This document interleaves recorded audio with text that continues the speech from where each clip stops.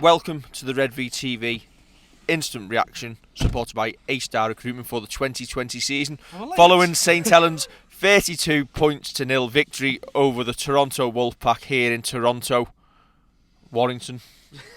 Hi, Kev. I think it's as cold as Toronto tonight. It's like car share, this, isn't it? It is like car share. I'll be James Corden, the fat one, and you can be. Oh no, so I'm thinking of the Peter Kay version. All right, okay. You're the Dolly Bird. Okay. All right, fair enough. We're not doing it outside because that's quite possibly the coldest I've ever been in my entire life. No, you came to Salford in the snow, didn't you? I wasn't doing this then. Oh, fair enough. Nice for the Warrington fans I've just walked past to see the biggest victory in the stadium this season. I wonder what the biggest winning margin at home is for Warrington Super League. Can't be far off. Don't care, to be honest. Professional is probably the word. Didn't need to be anything else. No, that's it. We were keeping them to nil. I think once we started dominating them in the first half, I think keeping them to nil was the main thing. Did we keep them to nil, or did Toronto keep themselves to nil? Because it didn't it seemed like they didn't really want to keep hold of the football very long. No, I kind of. You've got to commend them for trying to throw the ball out, but I look back to kind of saints of old of, oh yeah, we're the entertainers, we're not playing the conditions, and I don't think they played the conditions very well. We still needed to do it, and you look at the likes of losing James Bentley in the centres, and we still didn't look like we'd lost a player. Yeah, I think they were a bit naive is probably the word I'd use. I think in that first half, I think Toronto were limited. I think they had about 2 play the balls in the second half, which just shows the dominant field position we had in that game, and we didn't really have to work hard for it, did we? And apart from just I don't want to say go through the motions, but be professional. Yeah. And the openings just opened up. Well, and we took the opportunities. You know what? They put a good kick through towards the end of the first half that Jack Wellsby had to deal with, and they got caught offside from it. And you think little bits like that will be the difference between them staying up and them going back down again, or finishing 12th, whether they go back down or whether Super League end up extending to 14, who knows. But yeah, it was like little bits, like they were trying to push it too much. Kay got pushed into the holdings right in front of me in the first half, and they were just trying to push it out on the wing. And you think, you know what, you're playing with the wind in the first half. Knock us back onto our try line. That's what we'd have done. If we hadn't won kick-off, we'd have literally just kept on putting them back, and come out from there. And it was just with the kind of plays they've had who've played Super League, with the experience they've got, I still think they were a bit naive. There was no contest there for me, and I think that was the most disappointing thing. It is disappointing. Especially after they pushed Warrington so close last week. Well, the thing is, but then we now know how bad Warrington are, like we said the other week. They push small clubs like that every week. They've done it against Wigan, they've done it against Warrington. But when they meet professional top outfits, they struggle. Yeah, correct. For Saints, good to see James Roby. He did I think it was 55, 56 minutes before he came off. Christian Wolf said he was going to do bigger minutes this week. He did so, probably without having to push himself into third, fourth gear, and it's essentially James Roby's pre-season. Yeah, it's perfect for him, and that's where I think some of our fans might like to see the likes of Jack Ashworth do bigger minutes. I know he wasn't in the squad, but you see Matty Lees doing bigger minutes, who is in the squad, and it's a perfect opportunity for the likes of James Roby, Matty Lees, Aaron Smith, who's come on for quite a bit, to be fair, today. It looked like he was buzzing around dummy half. Listen, this is your chance. Get amongst it, whatever minutes you get, whether it's 20 or 50, get amongst it and do your pre-season now. For me, Aaron Smith is in your 17 every week now as your backup to James Roby, and you need to dovetail James off the bench, don't you? Yeah. As much as I love James Bentley, he's not a 9. You need a specialist 9 in there. You feel Bentley will probably get in the squad every week though, just because of his versatility, and he does a good solid job wherever he'll play for you. It's versatility versus experience, because as much as people might knock Joseph Paolo, we go through Joseph Paolo's hands quite a bit. So James Bentley kind of almost needs to have that pair of hands that that Paolo's got. But yeah, you're right. Yeah, we were dominant up the middle. Has to be said. Just punched holes at will. Listen, have a look at that. Just put on a little grid where we scored our tries. They had nothing up the middle, and they need that little bit of difference.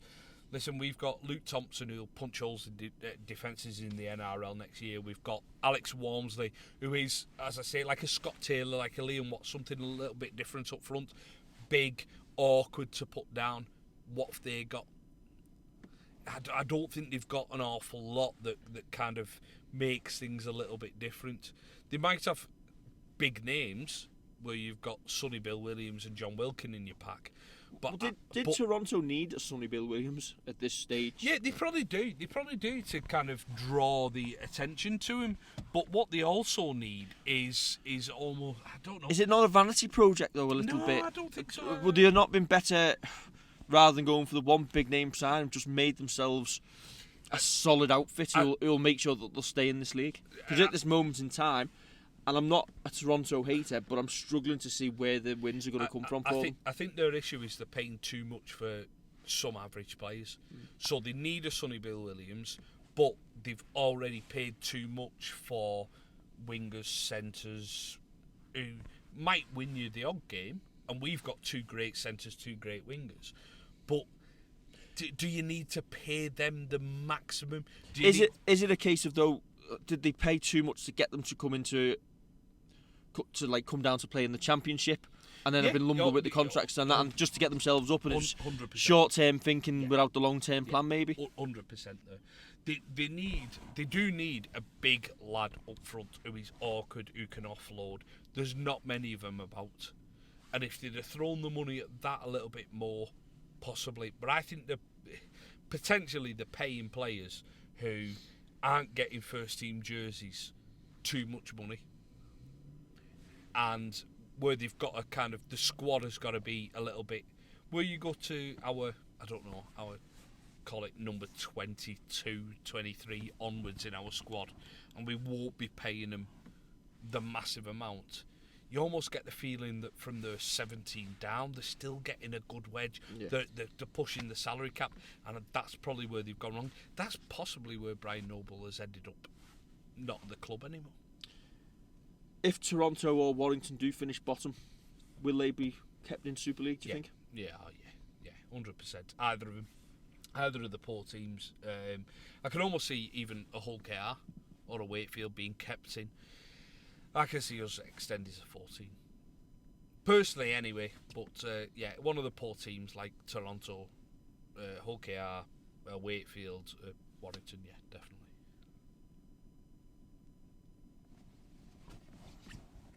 Wolfie did nothing for him either, did he? I thought it was going to be a double 36-0 defeat, and he'd be I don't get that. I know, but I'd hate that if St Bernard's suddenly rocked up or in a other team's jersey. He's your mascot. That's like. Listen, I know we've mentioned. It's like selling your missus for the night. I don't. It's not. I don't want to give him too much time. It's like selling your missus for a £5 note. You just wouldn't. No, listen, I don't want to give him too much time of day. It's small time. It is very small time. Yeah. But, yeah, there we go. Small time things for small time clubs. Have we got anything more to add apart from it's still freezing? No, can you put the heaters on my feet? My toes are freezing. What buttons am I pressing here? That one, nice one. You can still hear us over the mic. I'm just going to turn that up. But yeah, good to get back. Would you maybe have liked to have seen Lewis Dodd? That's the sort of game that's perfect for him, but is it maybe just a little bit too early in the year and we just want to get them wins under the belt first? Listen, you've texted me before the game saying these are awful conditions to play a rugby league game in. You throw a Lewis Dodd in that, it's one of them where... Do you not learn very much from it? No, probably not. Well, what have you learned from today? I've learned that it's very, very cold and it's not rugby league weather, and I really want to go home. So you keep your professionals? Yeah. Listen... When we play... Here's one for you. On a dry track, then, what does that end up tonight? A lot. Yeah. It probably ends up 52-0, where you're turning round and absolutely knocking them over the park. to be honest, they've thrown it out. They might score a try too, but that's where you can put a Lewis Dodd in tonight. There's no point putting a lad under pressure on conditions like that, where it's windy, where it's raining. You're better off putting your lads who know how to deal with the conditions and come away with the 2 points. Tommy Mack good with the boot as well. Yeah, fantastic. He got a great reception as well, Tommy Mack, and another one who got a great reception that I want to mention as well, John Wilkin. He got a fantastic reception from the Saints fans. We mentioned it in the preview show. It's good to see that.